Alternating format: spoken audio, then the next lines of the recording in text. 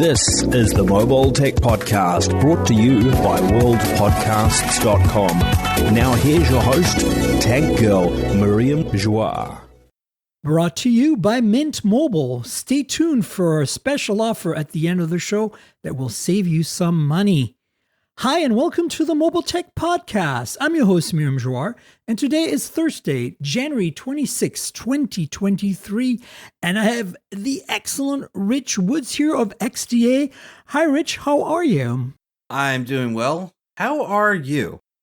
I am hanging in there. It feels like October right now. I don't know for you, but like in terms of workload, like we have all these embargoes, all this stuff coming up. Like there's I can't, so much going on. I can't even. That's kind of how I feel. Yeah, right it's definitely a lot. And there's so much going on that we're just not going to be able to talk about. And that's so frustrating. Well, we can both say that we have OnePlus 11s. At least we can say that. I posted a photo, so you're going to have to stay tuned because I can't really tell you anything else. I don't have one. Did you delegate that one too? I delegated it, and then earlier this week I sent an email. I'm like, can I have one too? So I'm going to get one tomorrow. Okay. Well, OnePlus is always very generous, so yeah, they're great. Thankfully, you're in good hands. So hey, before we continue, I just want to kind of do a bit of house announcements, like a theater analogy I can make here. But I want to remind everyone that Mint Mobile is our new sponsor, and they're really cool. And there's a little blurb at the end of the podcast that I'll insert. But I've been using it as my second SIM because T-Mobile is still my main carrier. And Mint rides on T-Mobile, and you can pay as little as $15 a month to get data. So if you're like me and you have review units or multiple phones, and you just want to eat a little bit of data on the side, and you don't want to go full on with like Fi or T-Mo, and you like T-Mo service, Mint is your solution. I just want to bring that up because you should check out the deal. It's a really good deal. So look into it. And then also want to remind everyone of the Patreon, because I don't seem to get a lot of traction on Patreon, and I do need your help, folks, because I can't do this podcast financially without your help. So consider helping me out through Patreon or through the PayPal donation at the end of the show. And patreon.com/tankgirl is the URL. There's a bunch of stuff there, including a video version of the podcast you can get ahead of time, ahead of the public audio version. So consider helping me out. I'll repeat all this at the end, but I kind of wanted to put it back in here. Housekeeping. That's the word I was looking for. Housekeeping. Has nothing to do with theater. I don't know what I'm talking about, Rich. Anyway, so we want to talk about the news has been kind of thin, but there's a lot of stuff going on, right? Last week, we talked a lot about the Macs, the M2 MacBook Pros and the Mac Minis. Yeah, I've heard about those. Yeah, right? And then now the reviews are out, and I kind of want to have your thoughts on that. Then there's like a bunch of kind of related things.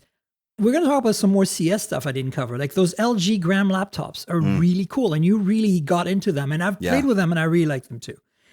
Then there's the RedMagic 8 Pro review that's out for some people. I'm still working on mine. Stay tuned, and we can maybe talk about that briefly. And then there's a whole bunch of OnePlus related rumors and leaks and teasers because, well, guess what?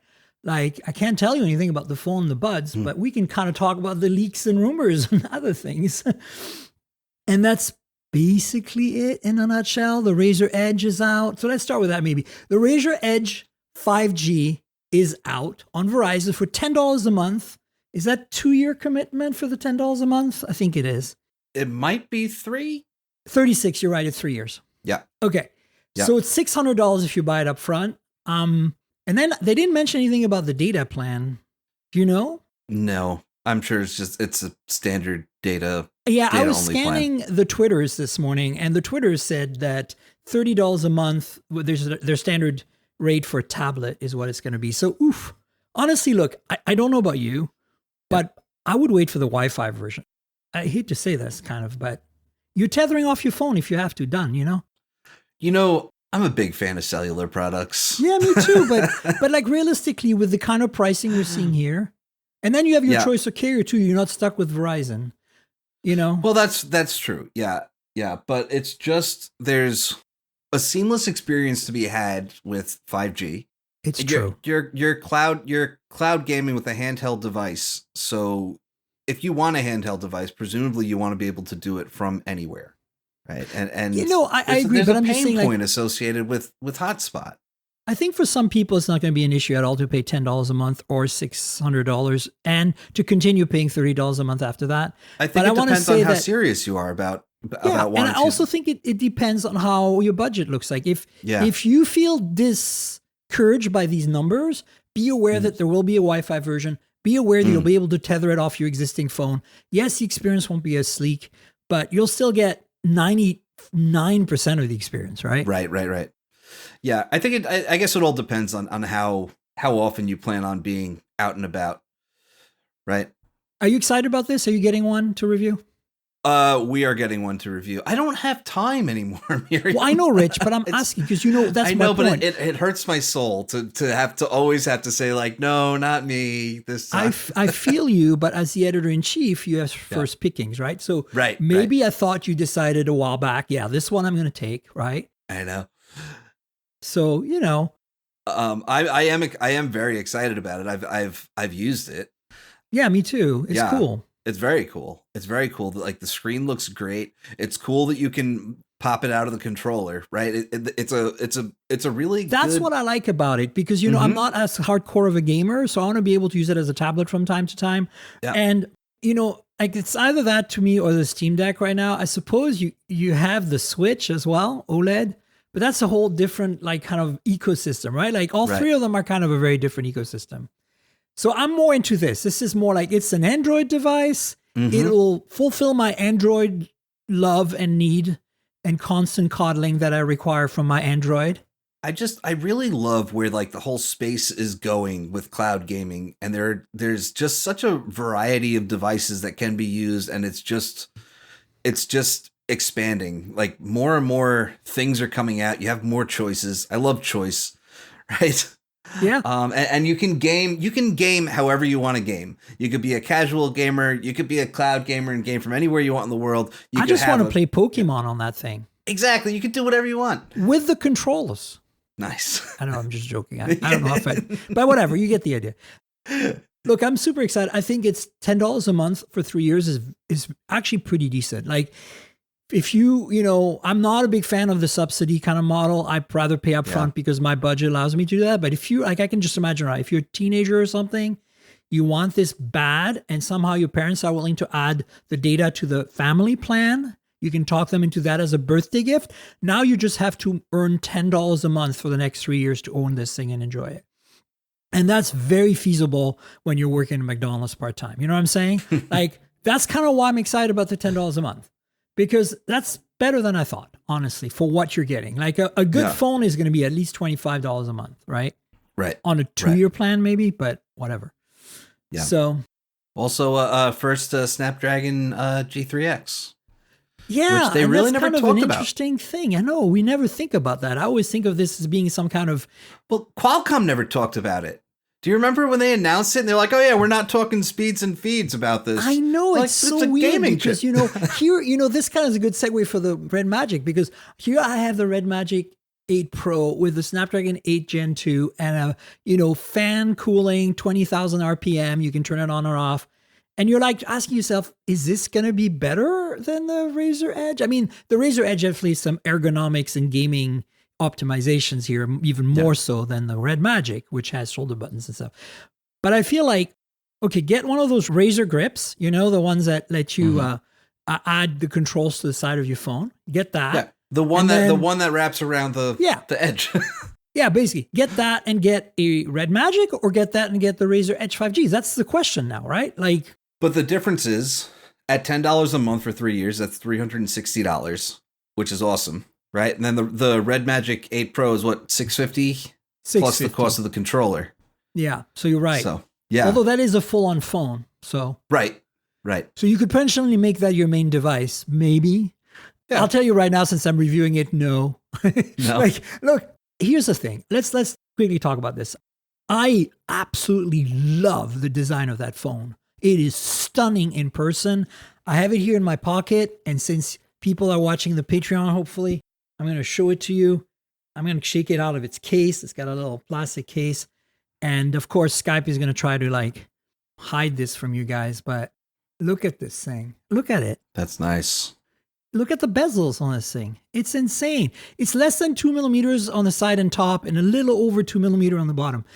And it just looks like a, look at that. It looks like I don't know how to explain it. It's like a slab of just screen. It's like we're as close as we can get here to the edgeless, bezel-less display. It's kind of crazy in that sense. And on top of that, it's everything that we like about RedMagic. The pricing is good. The hardware is built incredibly well, and it's got incredible cooling.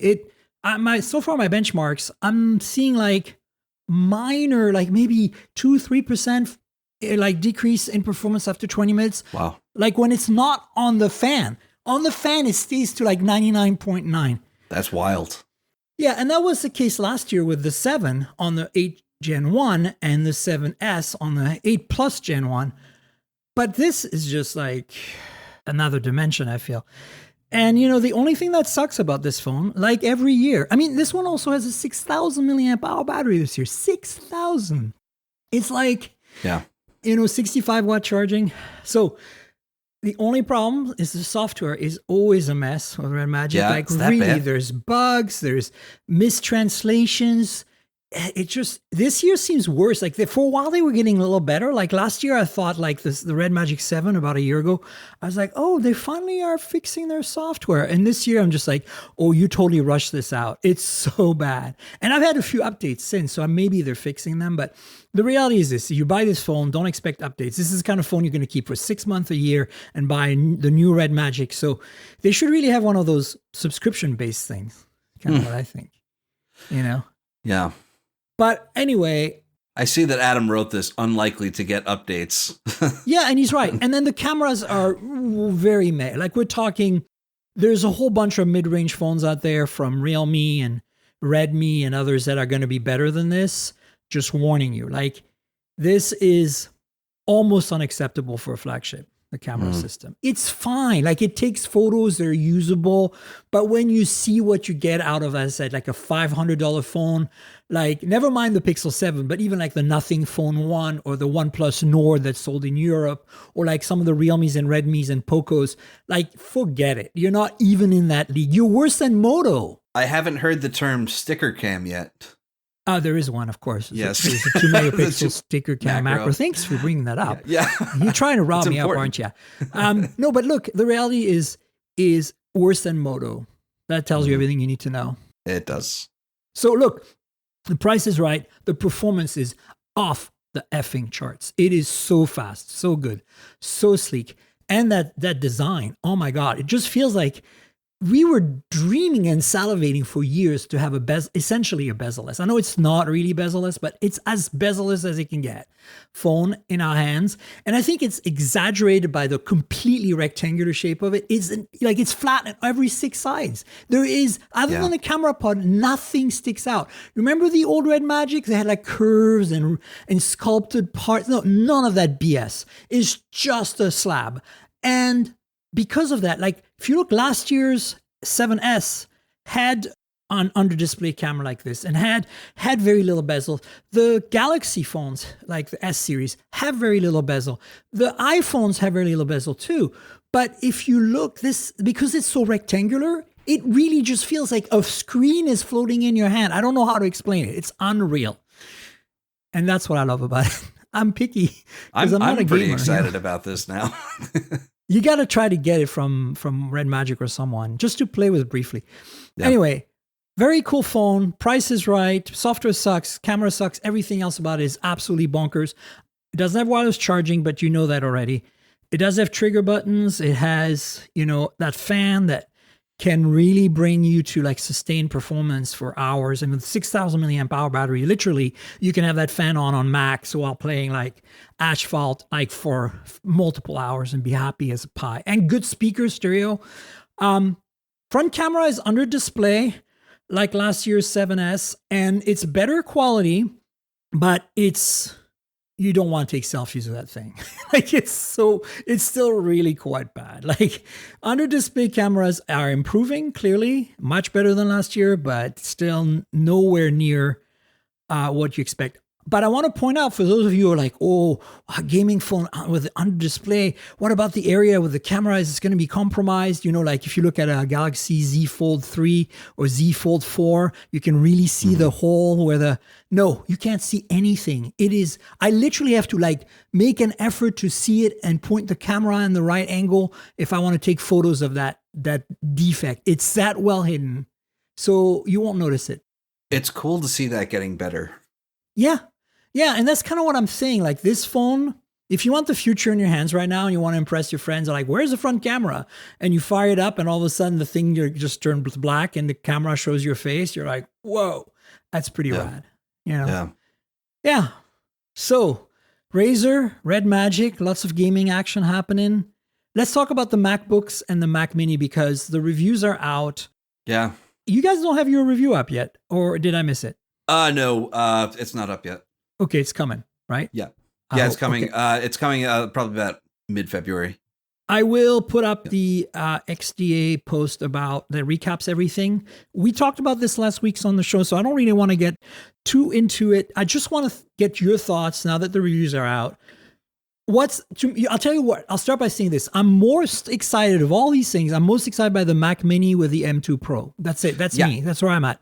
I agree. Well, I was really excited about that because last year they had the Mac Mini with the M1, right?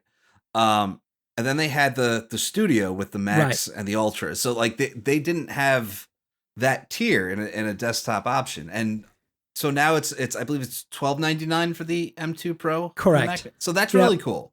The M2 Pro is a really good chip. Just like the M1 Pro was. So I think that was my favorite tier of the M1 series. So it's really nice to see that in a Mac Mini in a desktop PC. The MacBook Pro is a spec bump. It's a spec bump, you know, and I mean it's a decent spec bump. If you don't have an Apple Silicon MacBook Pro yet and you need to update, now's the time. Yeah. You might actually even look at seeing if there's discounted M1 MacBook Pros available because that might still be a good deal. But basically, if you are coming from an M1 MacBook Pro, you really have to be a hardcore creator that needs that 20 or 30% bump, right? Yeah, and a lot of people are talking about that. And I've read a lot of reviews and it's, well, compared to the M1 Pro and the M1 Max, and it's like, well, this isn't a phone where we would consider upgrading every year. Right. This is a laptop. So no one in their right mind, no matter how good the upgrade is, would be they actually think about buying an M2 Pro when they have an M1 Pro. So that's why, like in Apple's presentation, they compare it to an Intel chip from 3 years ago, or the worst. Well, but that's what they do, right? I mean, when they're doing M3, probably M4, because they tend to compare to 3 years ago. That's when they'll start comparing to the M1. Yeah, right. Because they're targeting people who are upgrading from a 3-year-old laptop, right? So yeah, the products are great. Another reason I was excited about the M2 Pro Mac Mini is because they have that weird limitation with the M1 and the M2 about external displays. Yes, and also number of ports. Yeah, there's the two extra Thunderbolt ports. Yeah. Yeah. Well, I mean, even the M2 Mac Mini, it has HDMI, 2 Thunderbolt ports, and then 2 USB-A ports. Yeah, and then they have 2 extra Thunderbolt ports on the M2 Pro. But the M2 only supports 1 external display. Correct. A second external display if the product has an HDMI port, which the Mac Mini does. Right. But now you get a third display if you get the M2 Pro. I've heard so many people say that the MacBook Pro is overkill for most people, but it's not because well, it depends what your use case is. If you're just on the web all day. Yeah, but if you're not but there are people who work on the web all day that need 2 monitors.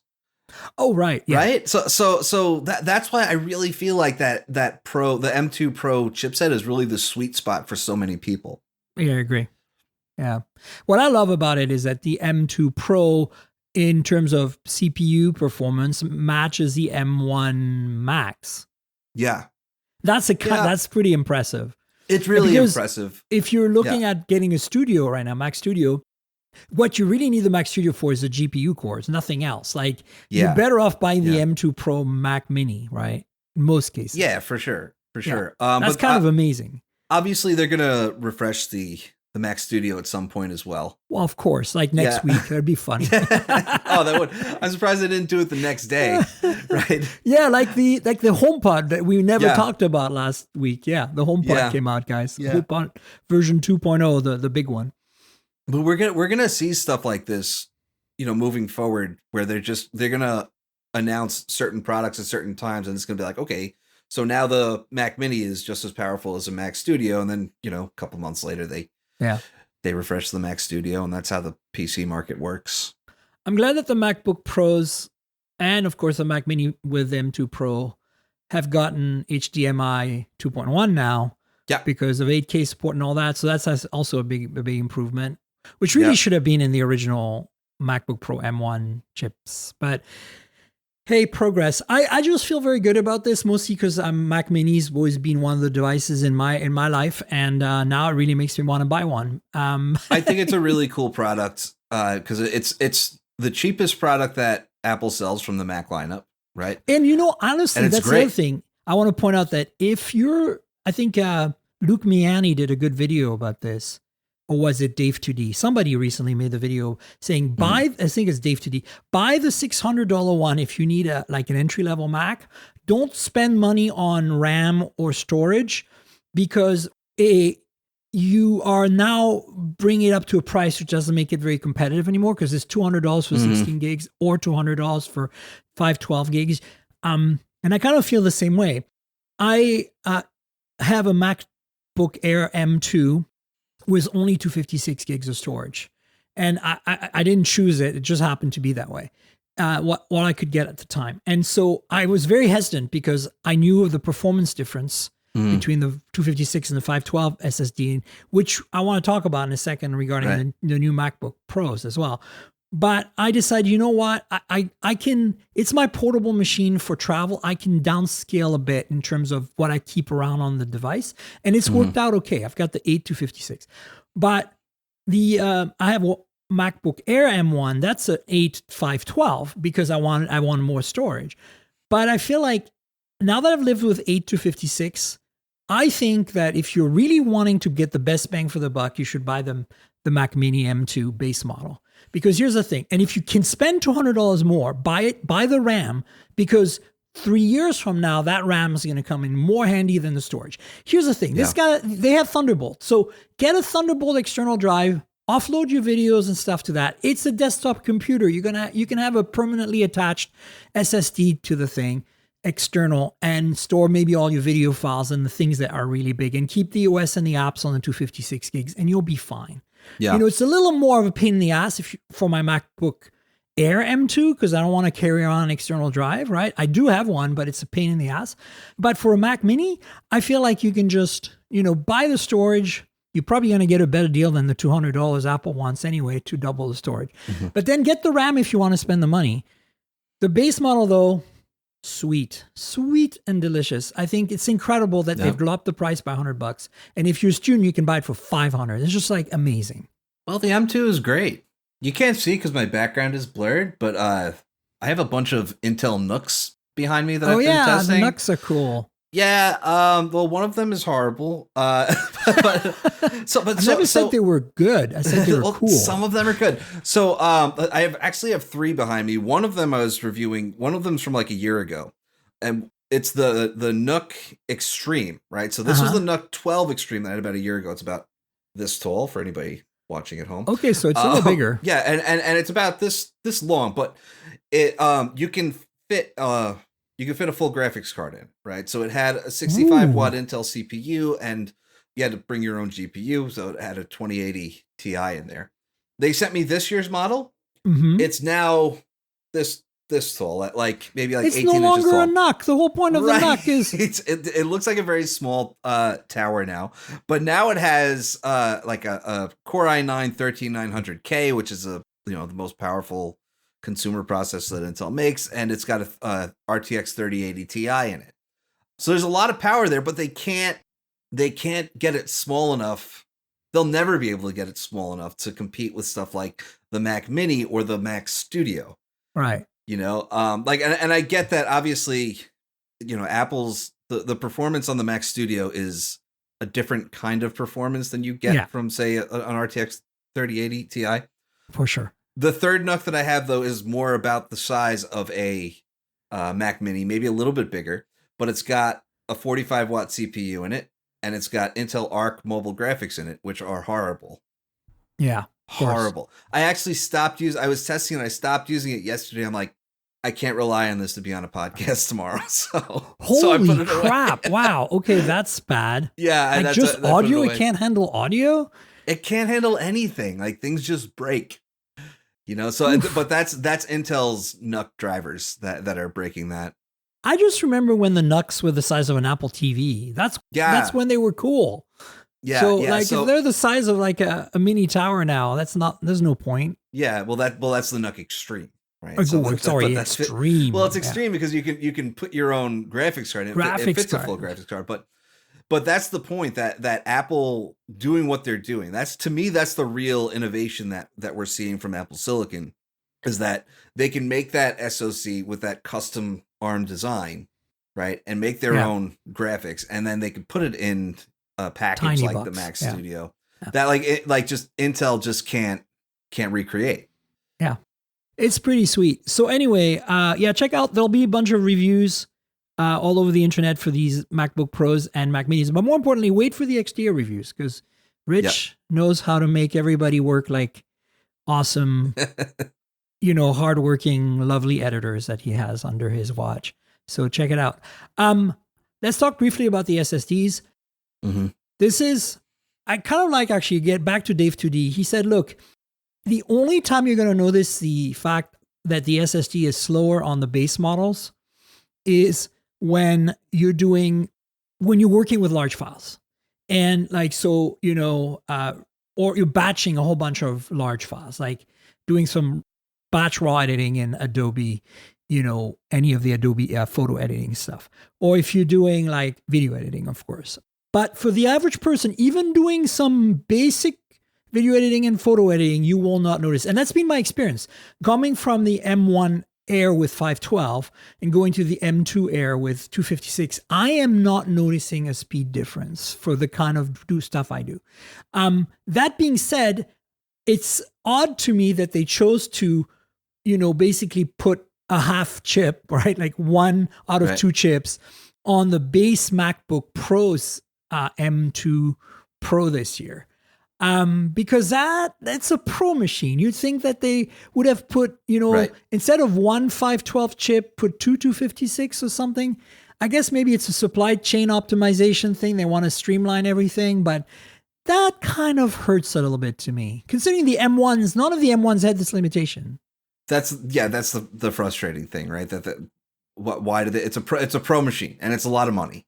Yeah. It's $19.99 for the 14 and 24. Mm-hmm. So you don't want to make compromises. Like it's like, you're not gonna realize it, but you're gonna know it's there. Yeah, it bothers me on the Pro machines. I'm okay on the Mac Mini and the regular Mac Mini, not the Pro, and the the MacBook Air. But I feel like that is Apple being a little weird. And that's why I called it in my topics on email I sent you, Apple SSD Gate. SSD Gate. Dun, dun, dun. No, it's SSD Gate Part 2, really. Yeah, it is really right, because there's been so many SSD gates. Yeah. Tell me about those LG Gram laptops, because the only thing I know, because I didn't play with them, is that one of them has the entire palm rest is one piece, and the trackpad is kind of delimited by these lines, which I think is really like blue LED lines, which is cool. I want to start off with just the design of this product, and it has that kind of iridescent look. Is that the word I'm looking for? It looks pearlescent. Yeah. And it's funny because LG, when they announced these things, their press images were horrible. That's pretty typical of LG, though. I know, but it's like I that's why when I saw them in person, I was so blown away. Ooh, shiny. Yeah. And the thing is also that their Gram laptops historically have not been pretty devices. Right. They've been very utilitarian, right? Yeah. They've been gray. They're made of a magnesium alloy that usually tends to feel like plastic because they prioritize lightweight over everything else. Right. Hence the name Gram. Yes. And it's also, they always had a weird keyboard with like these blocky letters on it. It was just such a weird vibe to use it because it just wasn't normal. So anyway, they actually made a modern, pretty laptop with the LG Looks Gram good, style. right? Yeah. It's beautiful. I was blown away. And one of the reasons I was blown away also was because laptops this year are going to be boring. They were fairly boring at CES. It's like, wait, Rich, I could say that about laptops in general forever now. It's been pretty boring, okay? Listen, laptops are very exciting. All right. I mean, the guts of laptops are very exciting. Well, everybody redesigned their laptops last year with Intel's 12th gen chips. Right. So this year we're seeing a lot of spec bumps. Mm-hmm. So the LG Gram style is actually a new product, starting with that beautiful color, right? And then there's the touchpad, which it's borderless. Right. It's a haptic touchpad, similar to what we've seen from the Dell XPS 13 right. Plus. Like you mentioned, though, there's one big difference, which is that big improvement. Yeah. Yes. There are lights on the side that tell you where the touchpad ends. Which Dell did not do. Dell said you'll rely on muscle memory. I tried it out at CES and it's awesome. It's a beautiful device. It's something that like I really appreciate laptops that are like that you can look at and just appreciate. Yeah, a pretty laptop is a good thing in my book. Yeah. And this looks pretty, and more importantly, it's super light. They still are doing that thing. And I love that there's an Ethernet port. Yeah. Like with a little cover thing, like the things that slide, like opens up. It's kind of crazy to me. They've always but been they good don't at have full size SD. Ports. They only have micro SD. Yeah, well, no one does full size SD anymore. Apple does again. No one does it in those thin and lights. Does Apple do it in the 14? Yeah, 14 and 16, I think. They win on that one, and I don't say that they win often. No, I know. But it's very rare to find a full size SD card slot in a 14-inch laptop. Correct. I'm looking at your photos, and they're beautiful. Yeah. It's a nice looking laptop. Check it out, folks. I'm going to link to Rich's CS story. Yeah. I can't believe it's late January. We're still talking about CS stuff, but it's also got a 14-inch 2880 by 1800 display at 90 hertz. Nice. OLED, if I did say it. Is it OLED? Oh, wow. Yeah. Oof. Yeah, that makes sense. LG makes OLED screens, so yeah. Mm-hmm. Nice. You see, this is pissing me off now because why did they stop making phones? You see this and you're like, you're still making laptops. Clearly, you are not selling a lot of laptops, LG, like in the US and the world. And yet you could have continued this little cottage industry of mobile. Why didn't you? It's very sad. I still have an LG Wing, which is one of the last ones. That's the one I'm never giving it up ever. No, never. I'm just, believe the word I want to use is vexed by this. Yeah. I mean, I could go on about LG phones, and we could get like a whole bunch of people together and go on about LG. Yeah, we could. The good and the bad.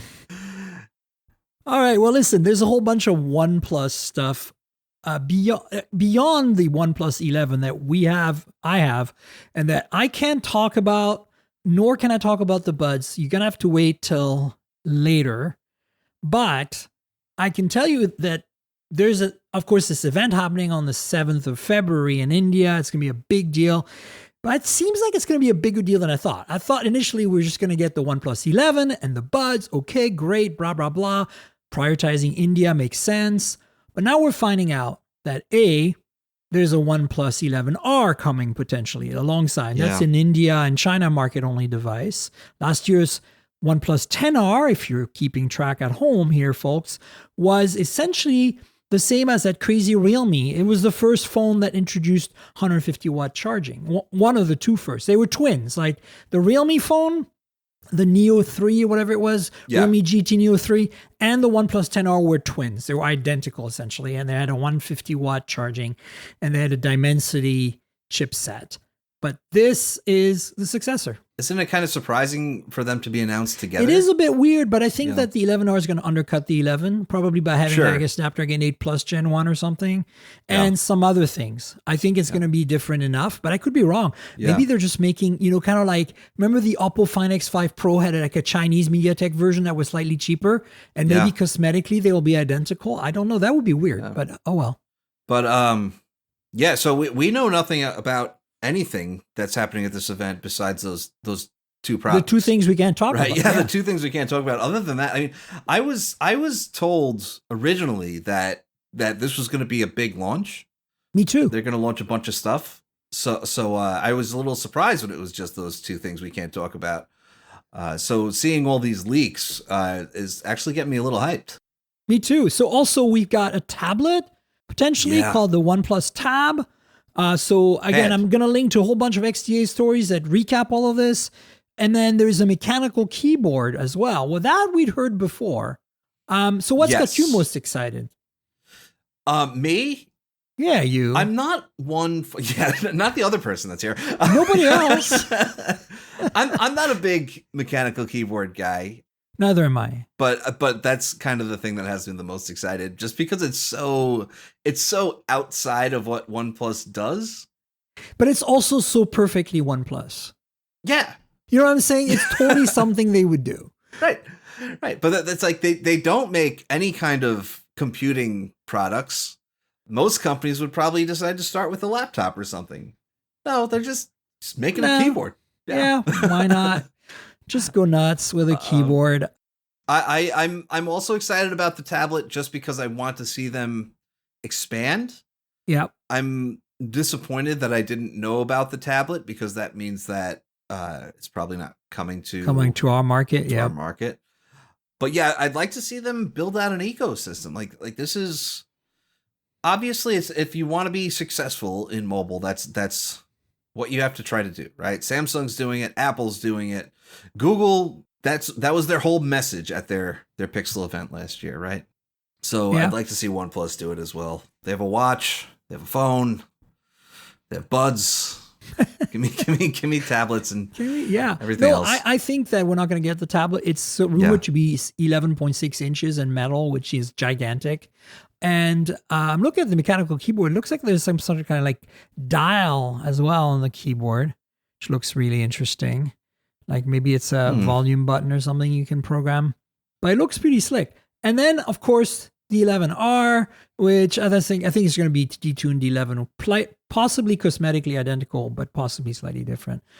We'll find out on the 7th, guys. And it's funny that we don't know any of this. It's so interesting how they compartmentalize it all, right? You'd think they would at least like under the same embargo that we have for the phone and the buds, that they would give us the rest of it and say like, hey, by the way, this is also coming. You prime your pipes for the news, right? But no, we can't prime our pipes for the news. We can complain about PR in general for all this, because I've seen so many companies. They feed you the U.S. news, and then it turns out to only be one part of the story, and then you miss a bunch of stuff. Motorola used to be really big on doing stuff like that. Oh my God, yeah. Oh, yeah, that's not a product for our market or whatever. Yeah. But do you remember they would announce like new Moto G devices? Now they just have completely separate Moto G lineups. Correct. But they used to, they would announce 4. 3 of them would be in the US, and they would only tell us about the 3.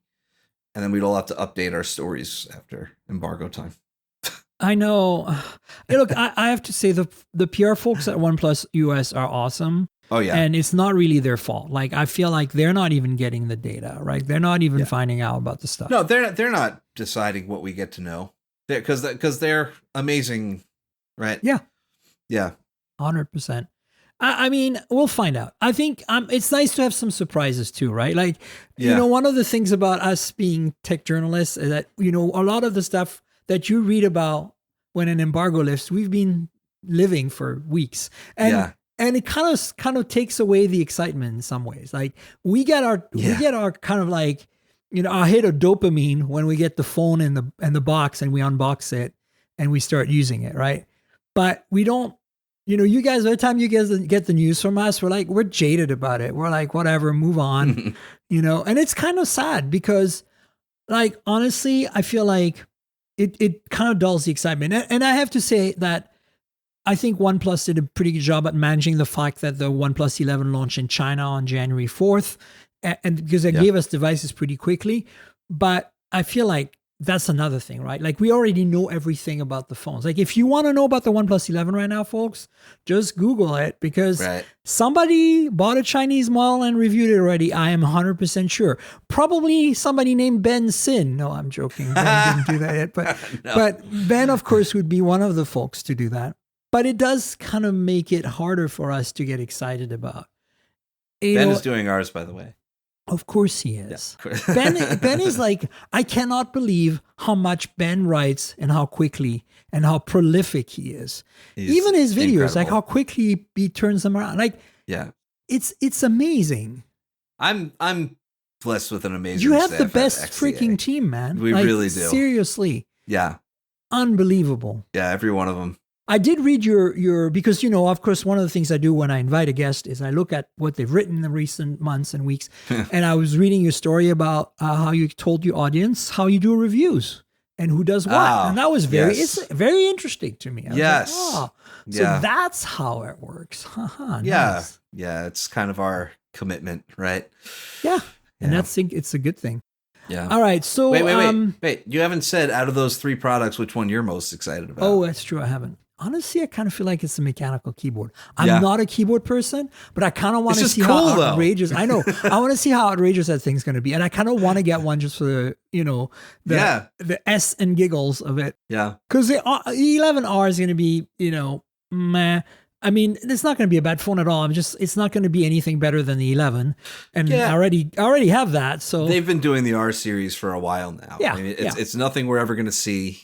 And then the tablet, honestly, that's got me on level. That's my second choice. Like I would dig a tablet from OnePlus, and then the definitely the keyboard's the first one out of all of that. And we'll see what happens. I am hoping that we see more from OnePlus this year than another phone in the fall. Like I want to see maybe another watch. Honestly, you know why? Yeah, why? Because I know there was a lot of bugs and the software is kind of iffy in the early days, but I've been actually using the watch on and off for almost 2 years now, and it's solid now. It's really nice. Yeah. I mean, it's not Huawei. Like still think Huawei GT series watches were my favorite and absolutely were, but it's close and it's a nice watch, but it needs an update. It needs a second gen. And that's why I think they've done so many earbuds now. They've done multiple gens of earbuds. We need to see another watch. I'd like to see another watch from them as well. Like I said, I want to see a proper OnePlus ecosystem of devices that work together. I want to see their TVs come to North America. Yeah. All that stuff. But like, they don't go nuts. Yeah. Because they have TVs in India, guys. I don't know if you know this, but it's like Honor. Honor has TVs. I never remember until I see one, and I'm like at MWC or something, or at IFA. It was IFA that I saw them, and I was like, oh. We saw one in Shenzhen. Yeah, well, we're in Shenzhen, but that made sense because well, but I'm just saying, like when we go for the normal, like we're trying to cover the phones and the announcements, like the Honor 70 at IFA, right? Like that was a big thing. And then all of a sudden, I'm like, oh, look, a TV. Oh, right. They make TVs. It's kind of interesting to think about. Does Huawei make TVs? Huawei's got to make TVs. I'm sure they do. Yeah.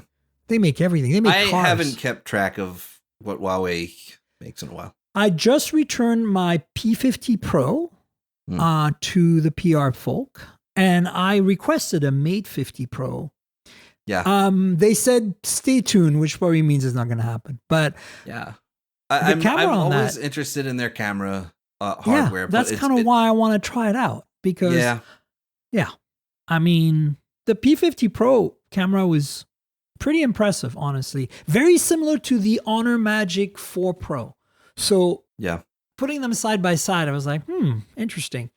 But yeah, it's too bad we can't talk about OnePlus, but stay tuned. It's coming soon. And, there'll be a lot to talk about. So, oh man, OnePlus. Okay, so you mentioned Moto earlier, and there's a couple of things about Moto that I want to just bring up. Number one is Moto G phones have been launched abroad. The only reason I'm bringing this up and linking to them is because if you take a look, this is very likely what our new Moto G series is going to look like in the US later this year.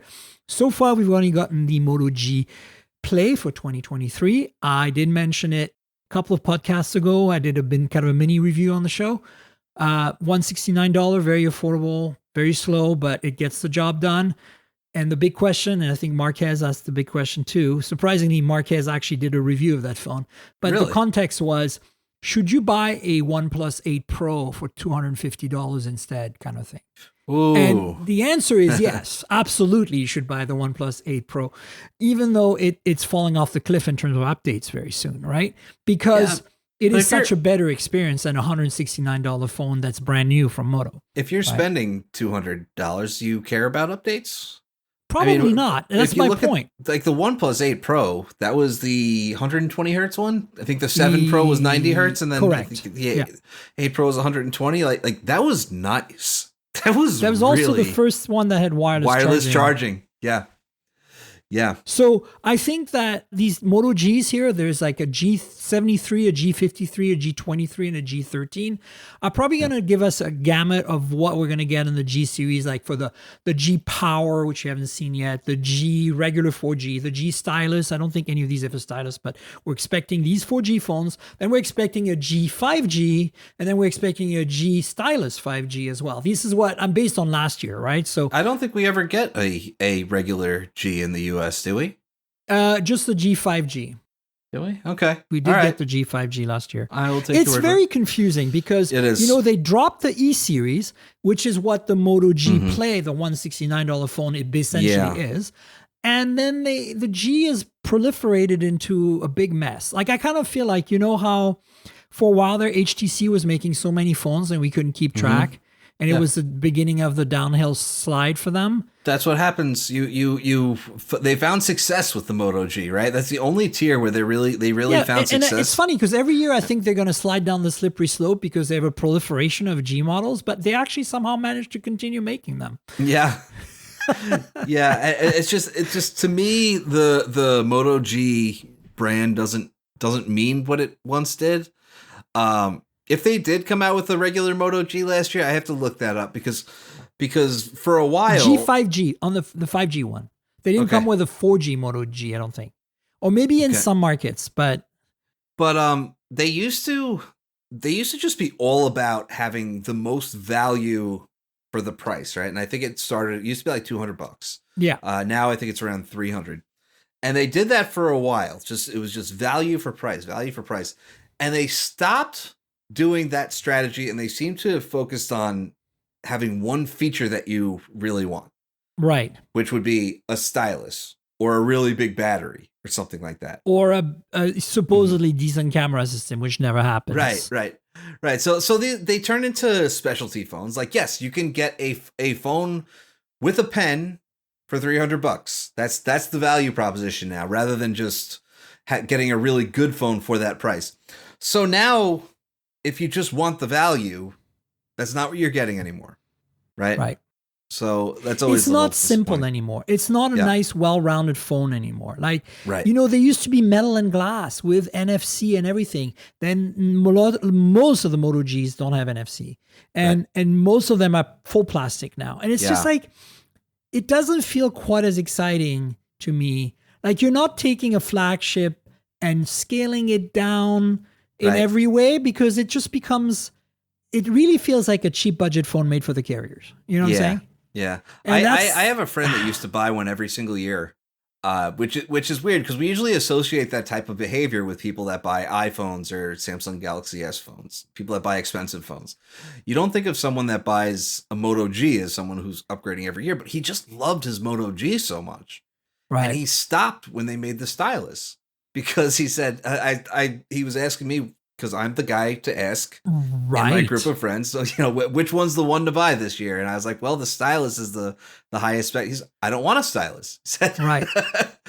It's like, what about, where's the good one? That's just a regular good phone. And well, I kind of feel like OnePlus has taken that mantle on with the Nord N series, right? Like, okay, so the Nord N300 that recently came out last year at the end of the year is kind of minimum acceptable in my opinion, right?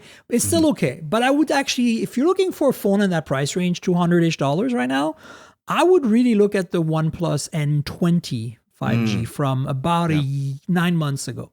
That is a really solid phone all around. It has an OLED display, only 60 hertz, but man, it's a nice screen. The camera is decent. Performance is decent. Everything's decent. Did the camera get better? It's not great, but it's better than the Motos, 100%. I'm just saying. Okay. There were some significant problems that I had with that camera. Just the N20? Yeah. Yeah, where just colors were wrong. Yeah. I mean, it's possible that they fixed this in an update since, because I've been using it for a while. I'm going to pull that out. I'm going to But I reviewed it for Hot Hardware, folks, if you want to check it out. It was $282. Now you can probably get it for less than that. And honestly, of all the N series, it was my favorite yet. It was a beautiful device. And I said earlier how much I enjoy beautiful devices. That's right. But the hardware was really slick. It was really slick hardware. That's a cool phone. Yeah, for sure. And then speaking of Moto, as I said, I had two things. The second thing is I wanted everybody to know I have the Moto Edge 30 Fusion, which is the, let me take it out of its little plastic case as well. It's the Pantone Magenta model they announced late last year. So let's see if that comes through on the Skype. There it is. Nice. It's pretty, right? And speaking of pretty, it's also super thin. Yeah. And it's got a Snapdragon 888 Plus. But spec-wise, other than the size of the battery and the 888 Plus, it's almost identical. Same camera system, same speakers, same pretty much everything, 68-watt charging, as the Think phone we saw at CES. So it shares a lot of similarities with that. The screen on the Think phone is flat, and this is curved, but it's the same size display, 144 hertz. So there's a lot of things to love about that phone because I believe they have a good discount on it. What's got me excited about, the reason I wanted it, is because it is basically the Moto Edges we don't get. The ones that are sold abroad that are always better than our Moto Edges. And you can now buy this in the US and use it, and it's compatible with all the bands. And it's a really nice phone. Now, I would call it a premium mid-range with a Snapdragon 888 Plus in 2023. Sure. But which is no slouch, right? If you want something cool, this has. The only thing that's missing is wireless charging, which the Think phone has. And of course, you don't get the mil-spec stuff. But it comes in a box that smells like roses to match the color. No. Yeah. And so it comes with earbuds that match the color. Let me see if I can show you that. The earbuds are right here. Oh my God. They're kind of like translucent lid, and they're like a purpley kind of darker version of the same magenta Pantone. And all of this, I think you can get for less than $600 from Moto. But the thing is, I was surprised when I unboxed it. It's the box that smells like roses. And because of that, the phone and the earbuds are slowly decaying in half-life, smelling less like roses every day. But if I put it to my nose, it smells like frickin' roses. It's kind of weird. You just got to store it in the box at night.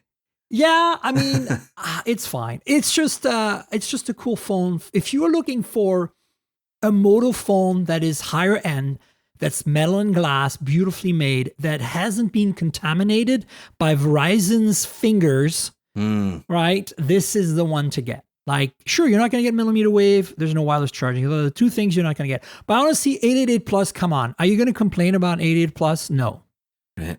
I love everything you just said. That is so cool. I love that it's a scented box. That's awesome. You need to just ping Kristen and get one. Yeah, just do it. That's gonna happen. Like as soon as it got announced, I literally said, as soon as you have one, you send me this. It's so cool. I mean, look at it. It's so hot. Beautiful. Like, Beautiful. It's amazing. Sorry, it's actually a fake leather back, and I just put it back in its case. That's why it was shiny. But if I hold it without the case on it, oof. And my camera's white balance doesn't give it justice. It looks more orange and red here. It's actually magenta. Think T-Mobile. That's the color it is. But a Pantone. It's an official Pantone color. So, that's nice. Man, it smells like freaking roses. Anyway, so that's it. I mean, not very busy week. No, nobody's doing anything this week. No, but next week, oh boy, you should stay tuned because Samsung's launching their phones. So we should have a lot to talk about. Whoa. They're launching phones and laptops. Books. Yes. Yes. Is that public knowledge now? I don't know. I don't know. I just read the leaks. I have no idea. Oh yeah. I'm just talking about the leaks as well. But yeah, there's laptops. I forgot about that. You excited about the laptops? What you saw in the leaks? Yeah. We've covered the leaks of the phones, I think last week and the week before. I'm always kind of excited about Samsung laptops though. I really love the Book 2 Pro. The biggest, I think the biggest complaints because remember they all had AMOLED displays. They were all 16:9. And but they were full HD AMOLED. Like there was no 4K options or anything, even on the 15.6 inch models. So that, but I still appreciate because I mean AMOLED on a laptop. They're gonna. I'm sure they're gonna be great. Yeah. I mean the phones are gonna be very evolutionary, and that's totally what I expect. But that doesn't mean that if you don't have a 2 or 3 year old Samsung flagship right now, you shouldn't be checking them out, right? Like, and that's exactly the thing. It's like those MacBooks, right? Like if you're an M1 Pro MacBook, you're not going to go to an M2 Pro MacBook. I think that a lot of phone companies, I think Apple has realized this already, which is that most people are not going to upgrade their phone every year anymore, like they did, maybe 5 or 10 years ago. I think it was a lot more common. And if you're targeting someone who bought the phone 2 years ago or even 3 years ago, it doesn't need to be exciting compared to, the S22. No. Right? It needs to be exciting compared to the S21 or the S20.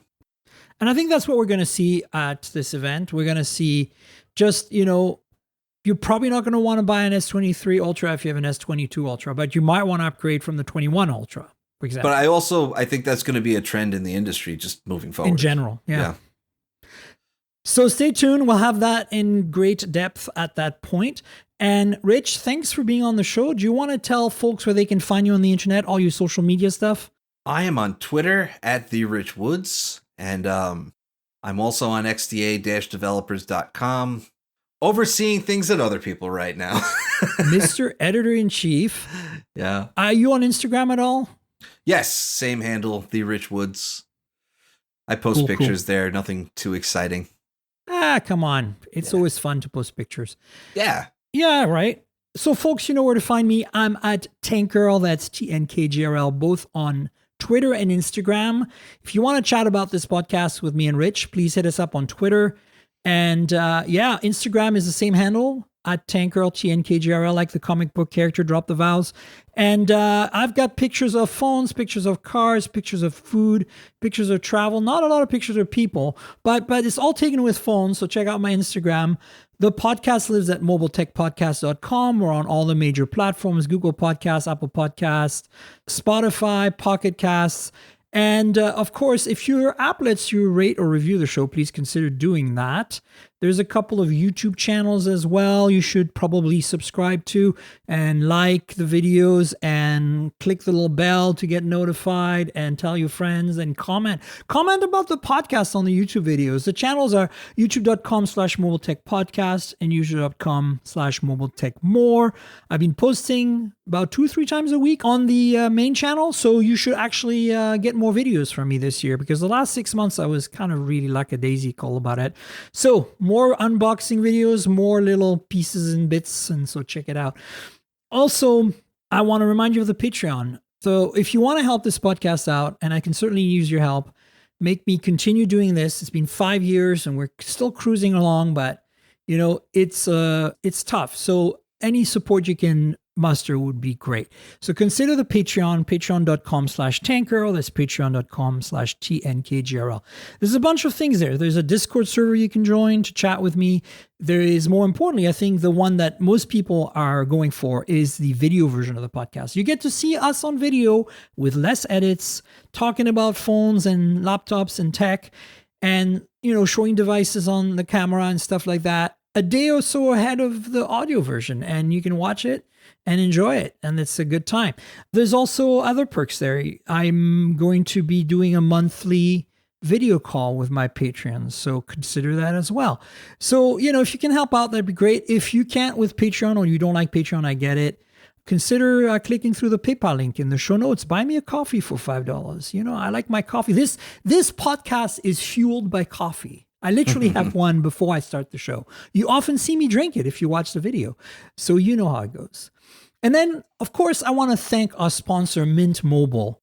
So as you know, I'm constantly reviewing multiple phones. And while that's fun, it also means I'm constantly spending a lot of money for wireless service on multiple SIMs. That's where Mint Mobile comes in, and that's who I'm partnering with for today's podcast. If you also want to save money on your wireless service, switch to Mint Mobile. As tech-savvy early adopters, you've probably heard of Mint Mobile before, but let me quickly tell you how awesome their service is. Mint Mobile offers premium wireless for as low as $15 a month, and you don't have to sacrifice any coverage, speed, or data. They're built on the nation's largest 5G network. They keep costs low because they sell direct to you online. They cut out the retail stores and salespeople. Why should you pay more than you have to for access to the same network? In my experience testing phones, Mint Mobile delivers the same data speeds and call quality as the big three for a fraction of the cost. Switching to Mint is super easy. Thanks to their eSIMs, you can sign up and activate immediately right on your phone from the comfort of your home. No more standing around and waiting in line at a big wireless store. You can keep your current device and phone number and easily switch services. And if your phone isn't eSIM compatible, Mint will ship you a new SIM free of charge. All Mint Mobile plans include unlimited nationwide talk and text, lightning fast 5G, and free mobile hotspot. Mint will show you how much data you use each month and recommend plans that save you money. Mint also offers a modern family plan that lets you set up a super affordable family plan with as little as 2 lines. Use my link mintmobile.com/mobiletech to get premium wireless starting for $15 a month. That's mintmobile.com/mobiletech. Stop paying more than you need on your wireless bill and start saving big with Mint Mobile. And I also want to thank you, Rich, for being my guest. Thanks so much for coming on the show again. Thanks for having me. It's always a pleasure. Awesome. Well, listen, we'll have you on the show at some point in the future. And folks, we'll have a show next week. So stay tuned for that. Until then, cheers, everybody. This has been the Mobile Tech Podcast with Tank Girl, proudly presented by worldpodcasts.com. You can visit us online at mobiletechpodcast.com.